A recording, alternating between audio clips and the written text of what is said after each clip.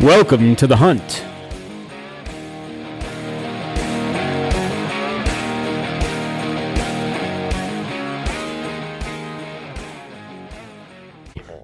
Good morning, HuntCast fans. It is the 4th of September. We're back to another morning session. It's cold outside. Wow. Relatively speaking. 52 degrees. I think it's cold outside. Yeah, I know. You got out of the truck with your hood on. I know. I had the window open on the way over. But so yeah, we got some cool temps finally rolling in. Seasons are just about around the corner.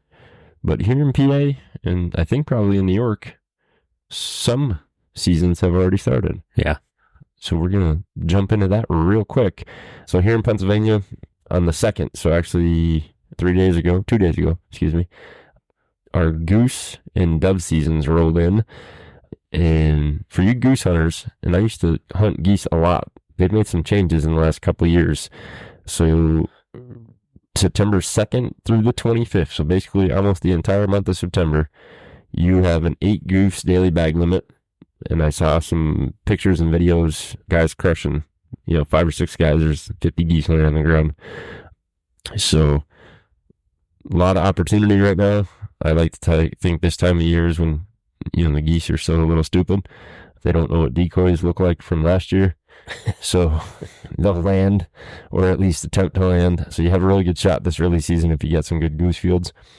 And then you've got 3 more seasons starting in October 26th through November 29th, December 16th through January 18th, and then January 31st through February 22nd. And you have a 5 goose daily limit on those 3 seasons. And then again, obviously, as you get into that winter season, the geese are smarter. They are not going to just come into a decoy spread. Yeah. So if you're out enjoying the goose fields or on the water enjoying some goose hunting, man, put them on the X and drop them. That's the way we used to call it. So, and then doves, we have started on September 22nd, September 22nd. September 2nd goes through November 29th, and then you have another season, December 21st through January 4th, and that's a 15 daily limit. Have you ever hunted doves? No. So in PA, they actually do like a lot of work, different game lands, putting in dove fields. And we hunted one a couple of years ago. Keith and his brother went with me. And I forget, we were going towards Luzerne County somewhere. Yeah. But man, what a field they had together. Big sunflower field. And it was a fun hunt. Yeah, so. I can't. Anything that flies, I can't shoot. I am the absolute worst shooter of anything that flies, or I can kill a turkey with a shotgun, but anything else, it's embarrassing. I can't hit anything. So I can't wait. We're taking Doug sporting clay. Oh God, it's bad, terrible. Now you put a set of antlers on a dove, and I'll kill it every time. But I just cannot hit a bird for anything. Nice, embarrassing. Nice. So we're gonna have to go down to Lehigh Valley Sporting Clays and do a little sporting clay shoot. Yeah, I'll take my single shot and make you feel better. Yeah. Okay. You won't make me feel better. No, I won't. No, I was just giving you the benefit of the doubt. Maybe I only have one shot. Yeah. But so that's what we got there for PA seasons. Obviously, archery season opener is 29 days, 31 days. No. 30 days would be tomorrow. The 4th. October 4th. It's on the 3rd, isn't it? 5th. It's the 5th, yeah, so it's 31 days. 31 days today. Yeah. So, deer moving. Lots of pictures coming in from all over the place. Have you noticed, I know on my cameras, I've noticed the Bachelor groups are kind of breaking up a little bit. Yep. We had the one buck that we had, the big buck that we had on camera a couple of weeks ago. He was with 2 smaller bucks, and I've seen both smaller bucks now singly. Yeah. And I just got that big guy yesterday going into one of the mock scrapes. By himself. So, yep. Yeah, that's what I'm finding. Yep. 2 weeks ago, all the bucks were together. If you saw one, you saw 4. Mm-hmm. And now it's kind of one at a time. Yeah. And like the mock scrapes our mock scrapes anyway, I've got dough in there every day, peeing in it. Yeah. So yeah, me too. that's what you want. Yep. The doughs are there, the bucks will come. Yep. So Just a matter of time. that's it. And then obviously if you put mineral or anything out in the state of Pennsylvania, you have until tomorrow to get it picked up. Right. If you're going to hunt opening day. Yeah. Yeah. Yeah. Well, no, technically the rule states 30 days before the season. Okay. So you have until tomorrow. Yeah. Get the shovels out, whatever you need. But especially mineral, because unfortunately, we've talked about it before, but mineral will go into the ground, it will seep, and if they come out and check the soil for some reason, you will be in some heat. So let me ask you a question. Mm-hmm. So if you are not hunting, Mm-hmm. you can't put anything out. If you're just, you're a tree hugger, you don't hunt, you just want to see, deer in the backyard. If you're not hunting that property, can you do it? That I don't know. I would assume you could. I would assume you could, because I know, like, obviously bird feeders, like, I have a deer that goes in my bird feeder every night. Yeah. So Same thing like bears, they go into the bird feeders and everything else. So if you're not hunting it, I assume you can do it. That would be something we would have to get a game commission on. But because like with me, I won't, opening day is, October, 5th, you said. Mm-hmm. I won't touch my stand until the 3rd week of October. Right. I don't hunt at all. So, theoretically, I guess I could continue to, if I put out minerals or things like that, I'm assuming I could do that for another couple of weeks without an issue. No. So if you're hunting over it, it has to be 30 days prior to the season. It has to be off the ground, regardless. Okay. Whether you hunt opening day or you don't hunt until December 1st. So if it's a hunting property. Yeah. Okay. That I know for sure, because that's in the book. Okay. But so that's like, if you put out mineral, that's why we suggest putting it in like a feeding trough. Yeah. So it doesn't seep into the ground and you don't have to dig up stuff. Yeah. I've seen guys dig a hole, put a tarp in there, and then just this way you just kind of fold the tarp up, pull it out, and it's all gone. Yeah. So okay. But yeah, so that's PA. So we got that out of the way. Yep. This weekend, well, actually, let's start with last weekend. So last weekend, I went out to Camp Freedom. Yep. Did their summer salute event. And it was the first time I was ever at the event. There was a lot of people there. Was there? Like good. A lot. Like there was probably, I'm going to guess 500 people there. Oh, good. Okay. For a 1-day deal. Yeah. But they had probably 20 vendors. Okay. Us included. So we were there. Any like national vendors? Any, Lancer Systems. Okay. So they make rifles, AR style and sniper style rifles. Yep. Yeah, I've heard of them. They're actually sponsoring the range. Okay. At Camp Freedom. Okay. So you saw it. I think we walked over to it, right? Yeah. The range. Yep. So there's been a lot of work done since you and I were there. Okay. They now have it cleared and 100% ready out to a mile. Wow. So Lancer is a big sponsor of that. So there's going to be like Lancer days where people can go up and try out different Lancer firearms. Okay. I met Rich from Lancer. He's a nice guy. He's actually a local guy. And him, his daughter, and his wife will be coming down in the shop here soon. He's a bow hunter. Okay. His wife wants to get into shooting, and his daughter just got a bow. So, all right, good. Also made a new acquaintance, Matt Shadak, and if I apologize if I pronounce that incorrectly. He actually owns a bird farm, like a pheasant preserve. Yeah.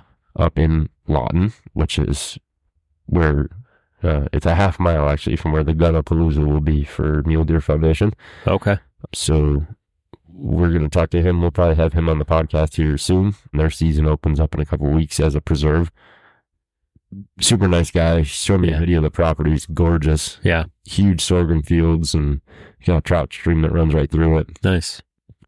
And his rates are not very crazy. Okay. I've seen some preserves where it's like, just to kill a couple birds. Yeah.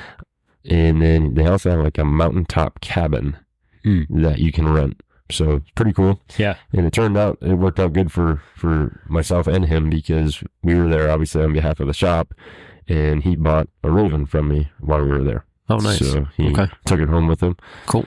And which reminds me, Matt, I have to put your book in the mail today if you're listening. Because I, for whatever reason, didn't put the owner's manual in the case. Yeah. So, but it was really cool. So the deuce, I think, did I tell you what happened with the 2.5 that no we helped him out with a little bit? No. So Maria and I went up a couple weeks ago. I had to drop something off for Matt, and we were coming through, and Jamie took us on a tour because Maria had never been up there. We got into the one garage, and they had a big deuce and a half, a 6x6, 2.5 ton. Yep. And it was parked where they do their butchering for the vets that come up there for hunts. Okay. And they were having trouble. They couldn't get the front wheel off because 2 of the lug nuts were seized. Okay. So I said, well, hey, I know where I can get some parts for that. So I bought lug nuts and studs for them and sent them up there. So they got it running. They sent me a video like the day after I got them the lug nuts. Okay. Running. And I'm like, sweet. Yeah. So they actually had it ready to do tours of the property during the summer salute. And so they got the first load of people. I helped load them up. Yeah. Because where they were loading was right in front of our tent. Okay. So they went out on the first tour. Everybody was excited. They're riding in a deuce. They had like 15 or 20 people in the back of it. And they got back and it stalled out. Oh, boy. So we're going to try to help them out. We think we know what the problem is. Yeah. So we're going to try to get some parts again and get it back running. So, but yeah, and the kids fishing derby, there was a food pantry there. Yeah. School supplies for kids. Okay. Everything was free. Oh, okay. Greenlee's barbecue, which the brisket. Yep. I've had a lot of brisket in a lot of places. This was good brisket. So they're actually going to be doing an event in October, and we might go up to their event up on their farm. Okay. So we'll see how that plays out schedule-wise. Yeah. Was there a 3D shoot? So the 3D course was open. There was nobody shooting. Okay. So that's open daily, basically, for all of their, guests. Yeah. And then they had a whole bunch of basket raffles. They had a gun raffle. They had a fishing trip raffle. So they got a boat donated to them, a drift boat. So they've been taking people out on the Delaware and on the Susquehanna. Yeah. So it was really cool. It was just, I didn't know what to expect, but it was pretty darn awesome. Yeah. Well, most of everything that they do is, so. Yeah. So we'll be doing a lot more with them, and we'll probably have Jamie on. I don't know if Matt does the podcast or not. Jamie, who's his second in command, is usually the voice. I told him he was on the radio a couple of weeks ago, maybe a couple months ago, and I said, man, you have a face for radio. He started laughing. Kind of like we have a face for podcasting. Yeah, right.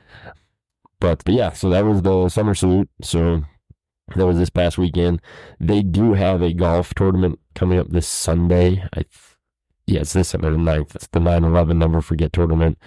So that's going to be at the Woodlock. So if you're a golfer and you're listening, reach out to Camp Freedom and get a team set up.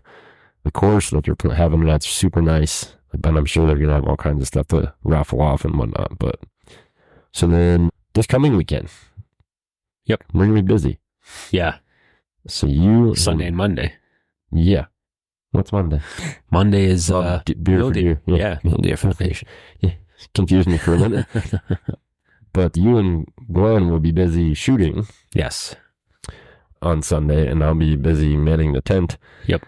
But we will be down at High Mountain Archery. You've heard us talk about them a few times. So it's this Sunday, September the 8th. Starts at 10 a.m. to 4 p.m. It's their Outdoorsman Day, or Outdoor Fest. And Doug and Glenn will be shooting in the 2-man scramble tournament. Yeah. And there's a couple other folks going down. Some of the kids are going down and whatnot. So the shoot, for you guys to understand this, so the event itself is open to the public. And if you don't want to shoot in the scramble, you can shoot the 3D course or the indoor targets for free that day. There's no charge. So they have a huge 30 target outdoor 3D course, which is a great course. Yeah, it's awesome. And what I like about it is it's a course. It's not a walk back, shoot, turn around, come back, shoot, turn around, come back. You're following yourself all the way through the woods. Some of the shots are really cool. My favorite is probably the raccoon, or sometimes it's a lynx up on the teeter-totter platform up in the air. Yep. And they change things up. So. Yeah, and they do. They change stuff all the time. So you have, let's see, if not shooting the 2-man scramble, you can shoot the 3D range or indoor range for free. They'll have some food vendors. They got funnel cakes and deep fried Oreos. It's right up your alley. Oh, boy. Yeah. If I can eat them, I will eat them because that sounds really good. Fried Nutter Butters. I've never had a fried Nutter Butter before. I might have to try that. I'll be in the hospital because I'm allergic to peanuts, so that's not happening. Nice. So hamburgers, hot dogs, cheesesteaks, wings, chicken fingers, brisket sandwiches. Oh, I'm in trouble. Yep. Brisket fan. And then, of course, we'll be there as the archery shop. We do a lot with those guys. They help support our shoots, so it was just as good to go down and support their stuff. Yeah. So we're looking forward to it. It's going to be a fun day. I didn't look at the weather. Did you look at the weather? I did not that far. I know that it's going to rain Friday, Saturday. Sunday, I don't know yet. Sunday looks good. Yeah. 64 degrees, 15% chance of rain. Okay. So, yeah, we'll be all right. Yeah, good. And now it looks like it's not going to rain on Friday, just on Saturday. Okay. So if you're shooting, bring your boots because it will get a little wet out there. Yeah. And a couple of the shots are, I'm assuming it'll be a little muddy. But yeah, so Dennis and John and all those guys down at High Mountain, they run an awesome club. Yeah. And even if it's a little far away from where you live, it's definitely worth the membership. Yeah. I can never remember how much it is. I want to say it's like $45. Yeah, it's cheap. For the year. That's for the year. Right. And you get a key or a code to the indoor range. So you want to go shoot at 3 a.m. because you can't sleep, you can. And then it's like $5 to shoot the 3D course as a member. Yeah. But they always have stuff going on. They have like a beginning of the year deal where they have a bunch of basket raffles and stuff like that. So great club to support. So this will be a fun Sunday. Maybe I'll try to find somebody to shoot with, and I'll make Doug or Glenn watch the booth when they're done. But we shall see. Okay. So what bow are you taking? I'll shoot the prime. The prime? Yeah. It's Glenn. I don't know what bow he's going to shoot, but hopefully it's his hunting bow. I would hope so. The 9 billion arrows he has for it, though. He's got to shoot his hunting bow. Yeah, well, he was all nervous yesterday. He was in a panic. I know. So, I spoke to him a few days ago, and he was a little disheveled. So, yeah, Glenn, you will get to hear from Glenn. Somehow, if I have to tie him to my truck to get him here, he will be on air before he leaves for his elk hunt in Colorado. Yeah. He's sweating it big time. He's shooting every day, and I think he's shooting it too much now, and it's getting to him because he's not hitting where he wants to hit at certain yardages. Yeah. And so it's driving up a wall. He sent me a video last night. Somebody filmed the elk was like walking through the bushes and like basically sniffed the guy's sleeve. That was me. Oh, you sent it to him? Well, no, I posted it. Oh, okay. So then he sent it to me. Yeah. Yeah. So he sent it to me. Crazy. And I said, well, if you miss it that close, okay, you have some other problems. Well, yeah. And that hunter in that video could have punched him in the nose. Yeah. Literally. Yep. He was super close. Yeah. So, yeah, I posted that yesterday. It's crazy. It gets me, September just gets me all wound up, and I'm not going anywhere this year, so it's kind of depressing. Yep. In fact, I text Keith out in Montana a couple days ago. They're like knee deep in scouting right now. So I texted him. I said, how's my alfalfa field looking? And he didn't respond. He just sent a picture. Right. And in that picture, I'll show it to you. There's probably 120 elk out in that alfalfa in front of the blind. And it just got me so depressed. I've been in a funk. Like this time last year, I was just on point. Everything was I had my routine down. I was shooting every single day. And this year, I'm not in a routine, and I haven't shot my bow nearly as much as I should have this summer. And I think it's just because I have nothing planned. I'm not going anywhere this year. So I'm kind of in a funk, So I don't know, but how did that feel when you hit the table there?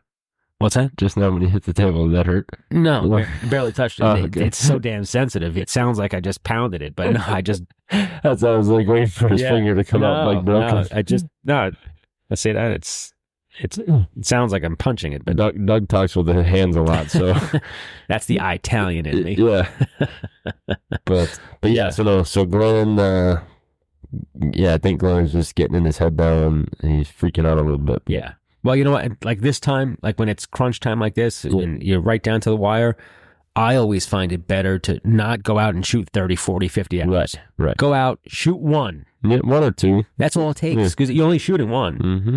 If your first one is good, and that's it. That's all it takes right now. Because I think that's what's causing part of his issue is he's shooting at 20, then he's going to 30, then he's going to 40, then to 50, and he's not shooting one at those distance. He's shooting 5 or 6 or 10 or whatever. Yeah. So by the time you get to 50, you're tired. Absolutely. You're shooting a 70-pound bow. Yeah. And you're not gonna make that clean shot every time. Yeah. And that's what's driving him nuts. Yeah. The broadhead ordeal, I don't know. Yeah, I'm not sure where it's coming from. If it's just as he's getting tired, he's trying to shoot a broadhead and it's not ending well. No, well, and everything is magnified with a broadhead. So, and he's shooting fixed blade. Mm-hmm. So yeah, we'll see. I tried to calm him down when I spoke to him a couple days ago. So, but yeah, I think right now he should be focusing on 1 or 2 shots. Yeah. Don't shoot 30, 40 because you're not going to shoot 30 or 40 at an elk. No. So if make one count. You got one shot, and that's how you should be practicing at this point. Maybe one at each distance. Yeah, but that's 20, 30, 40, 50, you're only 4 or 5 shots in. You're not smoked by the time you hit 50 after shooting 10 above your range. And what I do is go backwards. Oh yeah, I'll start at my furthest distance because that should be you're going to be fresh. That's going to be your steadiest shot. Yeah. So shoot at 60, and then kind of work your way in. Right. But yeah, it's a mental game too. So for sure. His head is spinning right now. So and this is his first time ever, going on a trip like this. Yeah. So he's got a lot going on. Yeah. So he'll be okay. He'll figure it out. We'll get him on. He leaves. I was just looking at the date. So he leaves in 17 days. Yeah. The 21st he's leaving, right? No, it's later than that. Yeah, something like that. 24th. Yeah.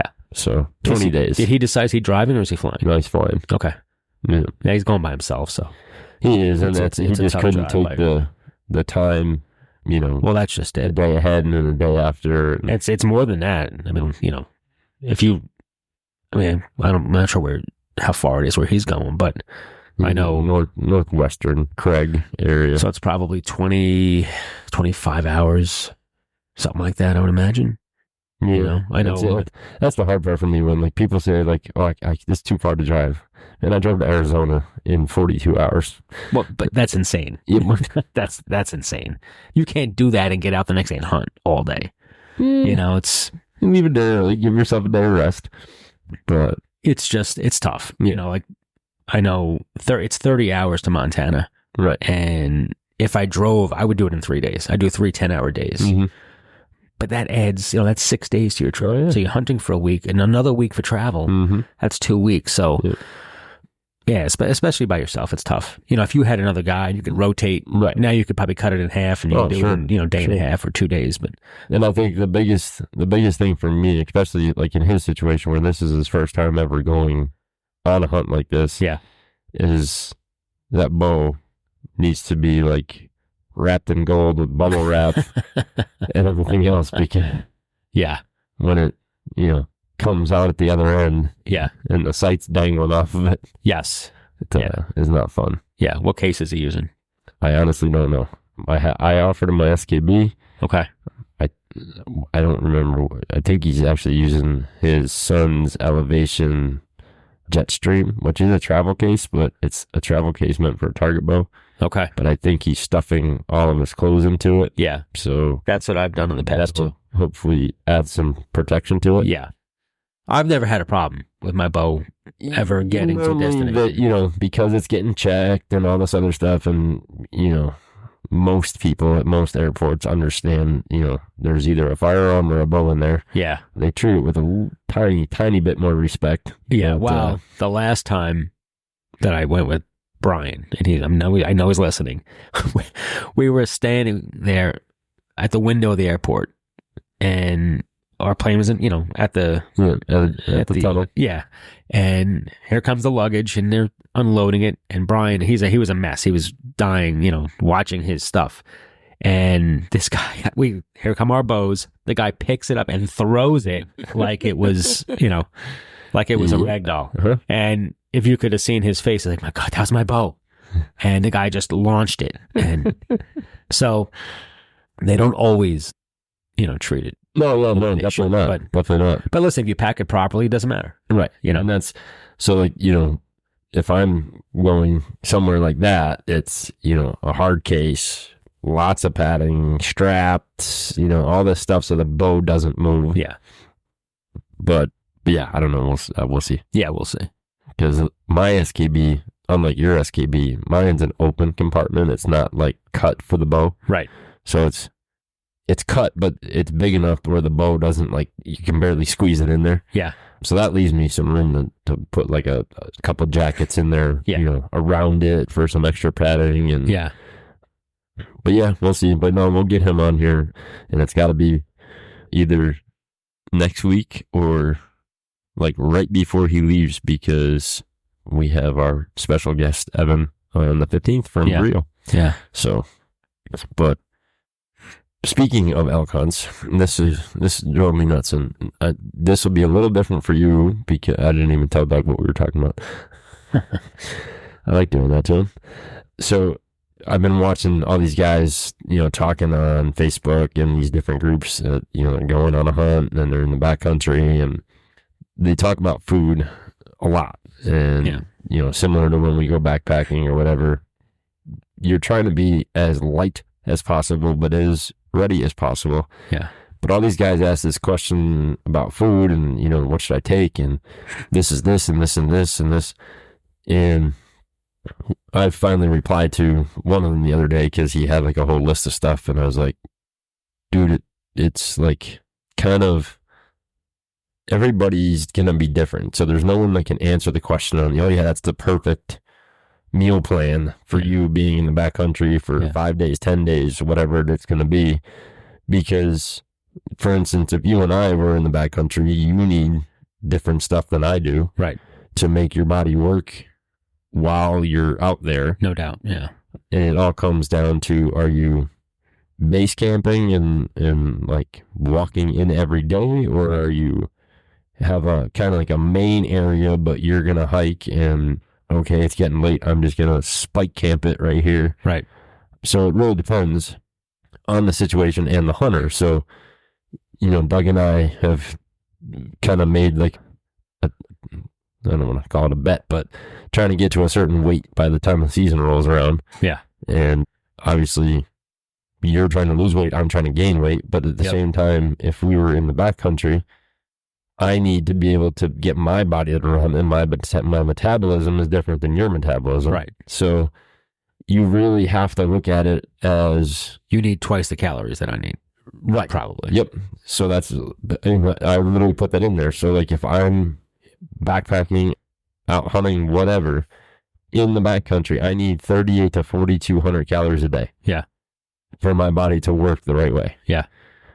And then obviously everybody thinks about energy, and as I sit here and drink a Red Bull, and Doug has probably Ignite in his shaker bottle. I do, yeah. So Ignite, unlike a Red Bull, doesn't have super high amounts of caffeine or regular sugars. It's an organic compound, mixture of things. So it gives you energy without a crash, where if I went and drank Red Bull while I was hiking, I'd be dubbed. Because it's gonna, it's gonna give me that crash at the end of the day, or, how many hours after I drank it. The other big thing, and my wife makes fun of me for this all the time, is how much caffeine that I drink, because I don't drink coffee. I drink Red Bull in the mornings, and then I go to an Ignite or something, throughout the day. How much makes you pee? Caffeine makes you have to pee. Yeah. Basically goes right through your system. Yeah. So like we just went somewhere the other day, and I peed before we left. Yeah. We got there 45 minutes later, and I had to pee again. Yeah. And she's like, what? How do you have to pee? I'm like, honey, I just drank a Red Bull right before we left the house after I peed. Yeah. So it's, we drove 45 minutes, and there you go. I had to come out again. Yeah. So what do you think your calorie intake would need to be? Well, just every day, just a daily base, because I track everything my macros every day. So a typical day for me is 1,700 calories. Okay. If I were hiking like that, I'd have to be probably 2,500. Okay. I'm guessing. I'd probably jump it up, 600 or 700 calories, I'm guessing. Right. Yeah, that'd be my guess. Yeah. And so that's the huge difference. There's, we couldn't even pack the same amount of meal or the same meals and have it work out in the backcountry, because what he's intaking and what I need to intake, I need a full breakfast. I need a full, decent, snackable lunch. So if I'm hiking, I need high protein.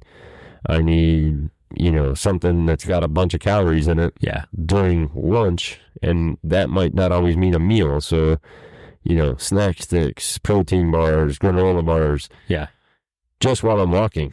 And then I need a full dinner with probably, another form of a protein bar or something with dinner. Yeah. And then depending on what I'm drinking, because obviously water is not going to just do it for you. Yeah. That's where a lot of guys forget, all I drank was water.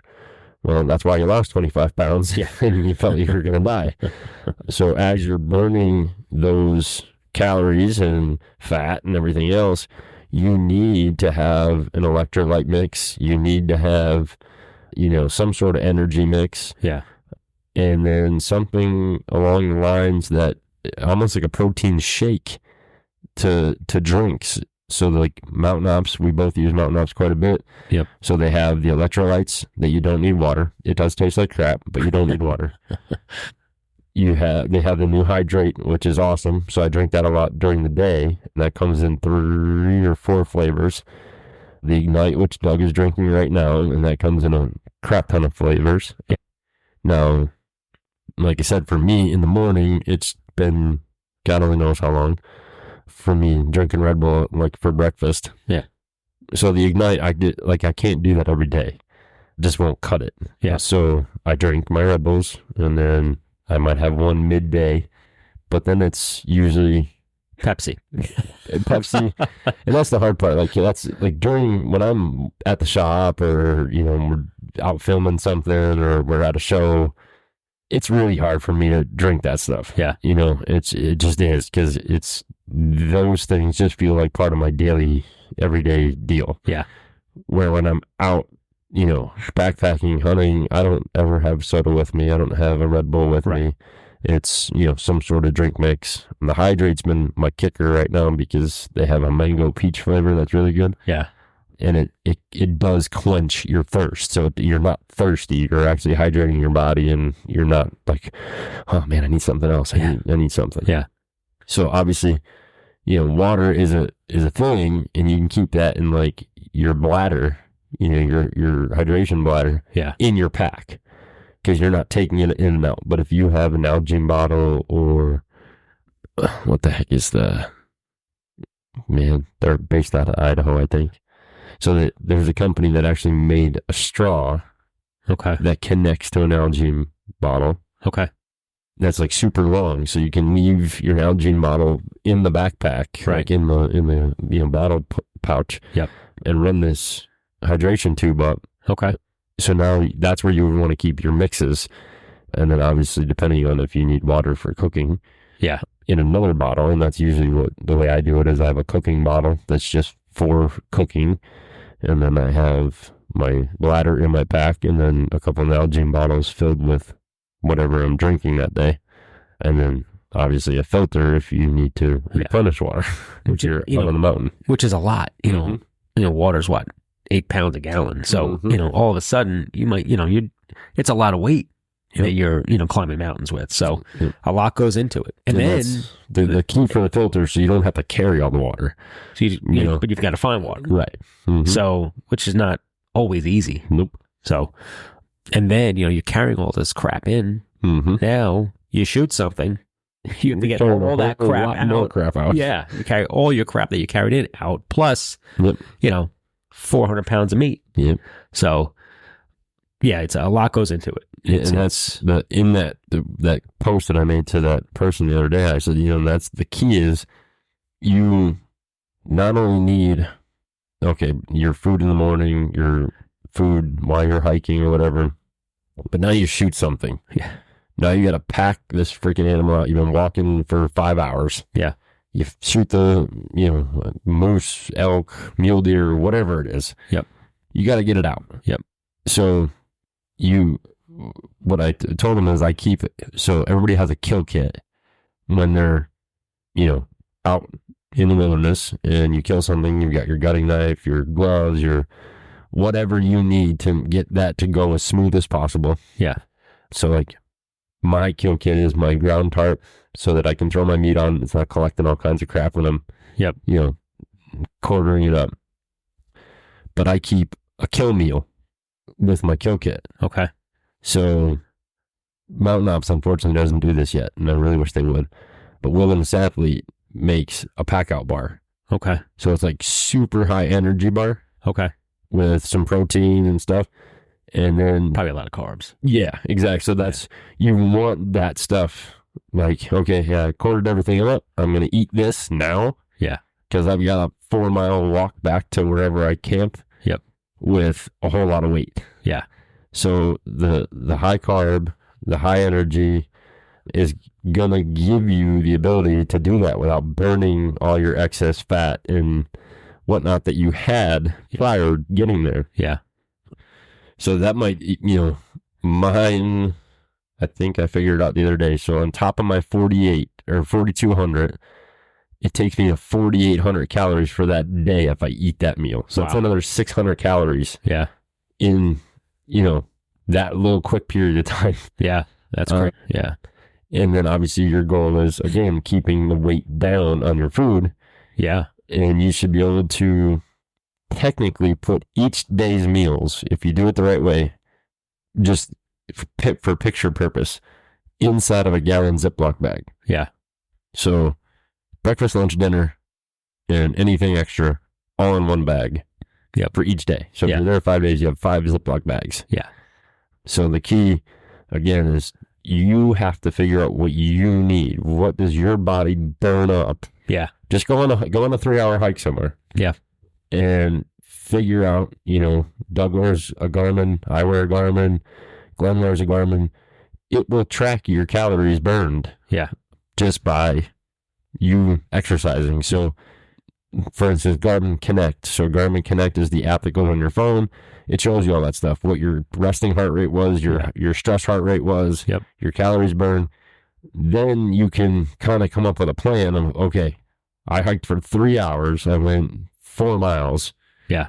And I burned 1,600 calories. Yep. Or I burned 500 calories. I burned 2,000 calories. Everybody's different. Yeah. Now you can start to give yourself an idea. Okay, I'm going on a hunt. I plan on hiking this far every day. This is what I'm going to burn. And it'll probably be a little bit more. Air's a little bit thinner. Yep. If you're out west, it's going to be steeper. Yep. A lot of elevation gain. And also, especially this time of year, now that elk is opening up, it's hot. Oh, yeah. So now you're hiking, it could be 90 degrees. I know, like in Montana, it's smoking hot right now. It's 90 degrees. And, so if you're hiking in that, that's now you're adding that to the equation. So, yeah, it's... And that's where those electrolytes that I talked about before come in. Yes. Because now you're just sweating everything out. Right. If you're putting it in, it's all coming out fast. Yeah. Like I said, I'm forewarning you. It's a great supplement. The other one that I would look at is the Cliff Blocks. Yep. The Cliff Blocks is a gummy. That one's a little bit more doable. Yeah. The Mountain Ops one, it's a straight to mouth pack. Okay. Let me explain what lemon lime in this tastes like. You might as well just take a gallon, a jug of salt and dump it in your mouth. Yeah. It's kind of what it tastes like, but that's, that's what it is. Sodium is what you need. Because that's what, you sweat out. Sweat it all sodium, out. So that's it. And then on top of all that, getting back to temperatures, out west, you have to worry about all your food. Right. Now, the amount of clothing that you've got to carry with you as well, because in the morning, it could be 38 degrees when you start, before the sun comes up. And by noon, 1 o'clock in the afternoon, it's 90 degrees. So you've got to take that into account. You need the entire, everything you own basically is what you need. So that's what makes it really difficult as well. And it changes, from Monday to Friday. Right. Monday it could be 90 degrees, and come Friday, you might be in 2 inches of snow. Sure. So there's so much that goes into it, and so much preparation when you're going to be, set up a spike camp, or, Right. When you're not coming off the mountain every night, right. You really have to kind of focus on what you're doing, because you get into trouble quick. Oh yeah. if And that's, you don't do it we'll have to pull it up and we'll do another comparison. So a couple of years ago, Keith and I did a pack breakdown. Yeah. In an Excel spreadsheet with food and everything for a 10-day trip. And just, obviously keeping weight, weight's going to be your most important thing, especially if you don't have a base camp. If you're literally hiking the entire time, weight is huge. Yeah. If you have a spike camp, or not a base camp, now you kind of leave some stuff. Yeah. That you don't need every day. Yeah. So it lightens everything up for you. But I'll have to find the file on that and pull it back up, because we broke the food down by day, by calories, how much each package weighed, all that. And I think my pack with my bow was 66 pounds. I was going to say it had to be over 50 pounds. Yep. Because I want to say it was 66. Yeah. But that was no base camp. That was, spike camping every day. Yeah. But yeah, I'm almost positive it was 66. But I have that file somewhere. I'll have to pull it. And we'll redo it, because that was a couple of years ago. And the whole reason we did it was because there was guys also in a group that I was looking through on Facebook. They were trying to be at certain weights, and then another big name out there in hunting world as far as web services had a huge breakdown posted, and it would have cost, I don't know how you could go on the hunt after the stuff they had on the list. The list was like 25 grand worth of equipment. Yeah. We had it at 8. Wow. And that was like still really good quality stuff. Yeah. It wasn't, stupid price stuff. Yeah. But yeah, so we'll have to break that down again and do that and see where it's at. But yeah. And now, speaking of being prepared, did you see the 2 archery guys that got attacked by the grizzly? Yep. In Idaho? Yep. So I guess Idaho just opened up. Yeah. Must have been opening day or something, because it was opening weekend. So one of the guys that got attacked is friends with somebody that I'm friends with from the industry. Oh, okay. And they sent me the video. Okay. And it was opening weekend. Yep. The one guy did have to be life flattened out. Yeah, the guy who with his arm. Yeah, right, he got bitten. Both of them had arm injuries. Yeah, but his, I guess, was obviously pretty bad. Yeah. The one picture I saw, he had the tourniquet on. Yep. And it was a crazy picture. You could see he's sitting there with the tourniquet on his arm, and his arm was covered in blood. And you could see the dead grizzly, 15 yards away, piled. That was a big bear. It was a big bear. It was a big bear. Yeah. So, carry your sidearm. And that's, I was trying to get more information, obviously without trying to step on toes and cross lines. I was trying to find out what they were carrying, but I don't know. I'm sure I'll find out. But whatever it was, it worked. Yeah, they smoked that bear up.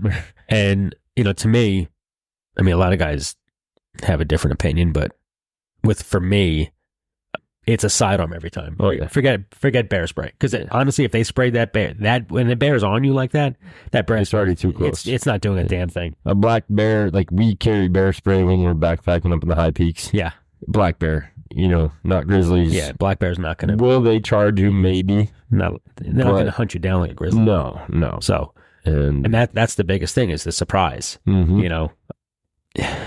It's just, for me, bear spray is at that point is useless. Yeah, that's close. Yeah. If they did not have their sidearms, they'd probably both be dead. So 100%. Yeah. And because the one guy that was kind of up and moving around, you could see the puncture wound that was in his arm. Yeah. But the other guy definitely had a tourniquet on, and the way the video scrolled, you really couldn't see the damage. You just knew it was bad because the tourniquet was on it. Yeah. And that's the other thing, all these guys, that don't take first aid stuff, serious first aid stuff. Yeah. So last year I went and I took my exams to be a wilderness first responder. Yeah.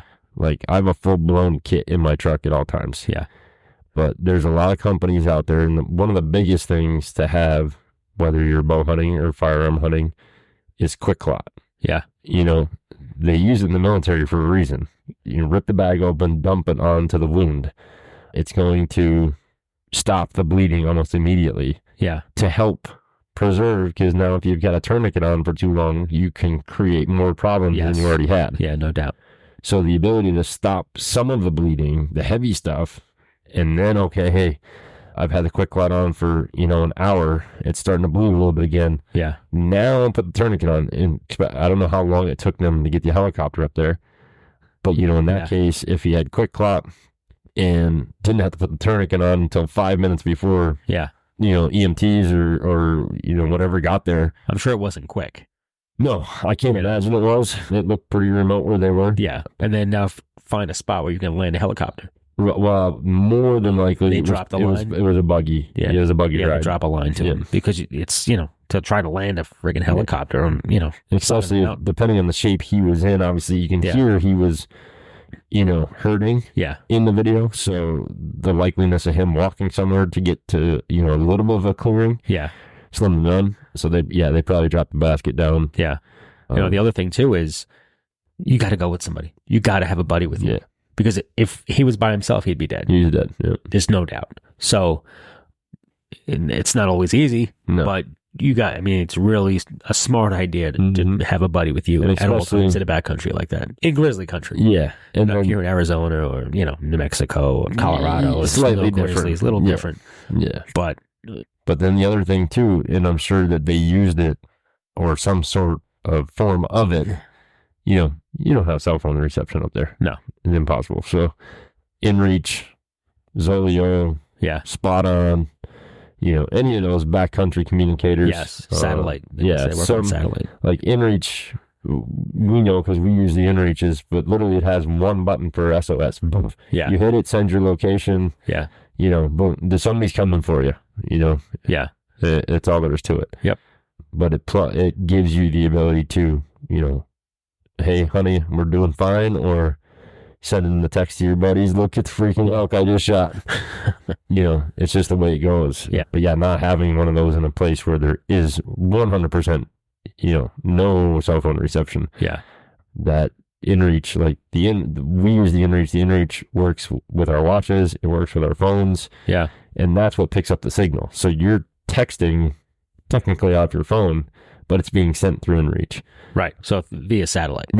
Yeah. Rather than worrying about cell phone towers. Right. But it also allows you to, Glenn was just up in the high peaks 2 weeks ago. Yeah. And because the group couldn't go, he wanted somebody, me, because I know the area, to know where they were just in case something happened. Right. So he would send me, text. And the second he would send me the text, it would pop up a little location button, and I could click on it, and it would literally show me right on the map where they were. Oh, okay. And that way, if they didn't move for a little while, like he tweaked his knee a little bit. Yep. So they didn't move from the one spot for a while. So I texted him back, and he got on the InReach, and he was like, "No, we're just kind of resting and letting my knee, settle down a little bit." Yeah. And then he pinged me again so that I could see it when they got back to camp, and then they ended up packing that night and going out and getting a hotel because his knee was pretty swelled up. But yeah, that's the difference, having something that can save your life against some paperweight that's in your pocket at that point. Yeah, because it has no reception, and it truly is life and death. Really? People that have never done it, you can't really grasp it until you're in that situation. Mm-hmm. Yeah, but things can go sideways real quick. Anything. And it doesn't have to be a grizzly attack. You could, slip on a scree pile and twist an ankle, break a leg or whatever. Now you can't walk. Now what? Now you're stuck. Yeah, you're 6 miles in. Now you can't walk. You're not crawling 6 miles back. No. So, yeah, be prepared.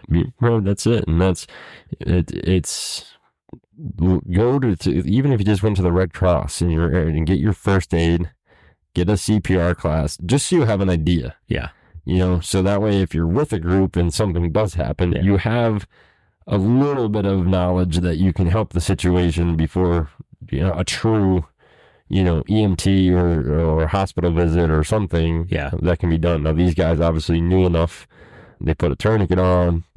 But like I said, you literally, once the tourniquet's on, every 15 minutes, you have to kind of check. Yeah. Because if all of a sudden there's no pulse going to the extremity that is tourniqueted, Yeah. well, now you can have some problems when you get to the hospital. Yeah, no doubt. So that's key.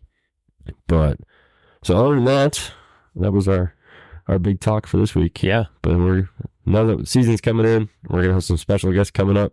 We have a couple, actually sent out emails this morning to a couple factories about jumping on. Okay. But maybe I can call Adventure Medical and see if I can get one of their guys on there. Oh, there you go. Okay. Because Adventure Medical, they, if anything, probably make the best backcountry / hiking, hunting kits. Yeah. My medic, and the only reason I know this, my medic has a kind of personal infield kit. Okay. That does come with a tourniquet, that does come with Quick Clot. So that's when I fill up Quick Clot for all of our kits, I go through my medic normally. Yeah. But now Adventure Medical started carrying it, so it'll be a little bit easier to get it there. Yeah. But it stuff works wonders. Just rip it open with your mouth and dump it all over it. It's going to hurt like a bastard, but I'm telling you, it'll help. Yeah. But so until next week, Yep. We will try to be on Sunday after we get back from High Mountain. Yeah. And don't forget, the 9th, Doug mentioned it before because I forgot. Beer for Deer. It's Mule Deer Foundation Social, Voodoo Brewing down in Scranton.